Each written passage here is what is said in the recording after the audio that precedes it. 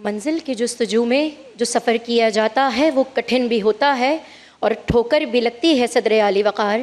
مگر مقدر کا سکندر وہی کہلاتا ہے جو ناکامی کو کامیابی کی پہلی سیڑھی بنا کر رکتا نہیں بلکہ اپنی منزل کی جانب گامزن رہتا ہے۔ تو پھر دیکھیں کہ تاریخ میں جب منزل کی جستجو رہی تو طارق بن زیاد نے ساحل پر کشتیاں جلا کر فاتح اندلس کا خطاب حاصل کیا، محمود غزنوی نے 17 حملے کر کے سومنات کے مندر کو پاش پاش کیا، محمد بن قاسم نے راجہ داہر کو شکست دی، تو دوسری جانب 27 سال قید کے باوجود آزادی کا سورج طلوع کرنے والے نیلسن منڈیلا ہوں یا ہزار ناکامی کے باوجود اندھیرے کو روشنی میں بدل کر بلب ایجاد کرنے والے تھامس ایڈیسن ہو یا 2 بار نوبل انعام لینے والی میری کیوری ہو، سب اسی فلسفے پر عمل کرتے نظر آتے ہیں کہ منزل سے آگے بڑھ کر منزل تلاش کر، مل جائے تجھ کو دریا تو سمندر تلاش کر، ہر شیشہ ٹوٹ جاتا ہے پتھر کی چوٹ سے، پتھر ہی ٹوٹ جائے وہ شیشہ تلاش کر۔ صدر ذی وقار، دور حاضر کی بات کی جائے تو آج دنیا جس دور سے گزر رہی ہے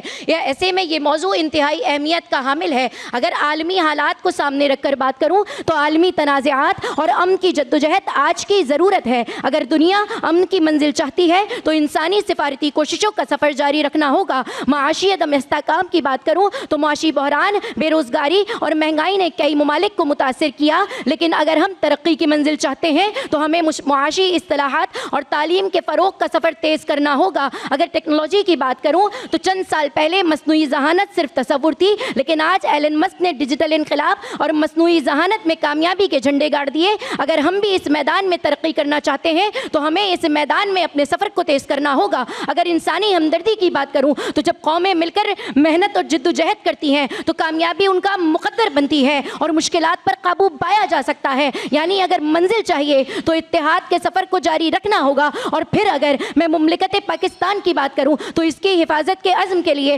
مارکہ حق ہو یا غزب للحق کا آغاز اس بات کی غمازی کرتا ہے کہ منزل کی جستجو ہے تو جاری سفر رہے۔ اور پھر چشمے فلک نے وہ منظر بھی دیکھا کہ آگ ہی آگ، کہ خون ہی خون، کہ ایسے میں ایک مرد مجاہد یہ کہتا ہوا جام شہادت نوش کرتا ہے کہ مجھ جیسا کسی یزید جیسے کی بیعت نہیں کر سکتا، اور ساری دنیا کو یہ پیغام دیتا ہے کہ ارادے جن کے پختہ ہو، نظر جن کی خدا پر ہو، تلا تم خیز موجوں سے وہ گھبرایا نہیں کرتے۔ زبردست۔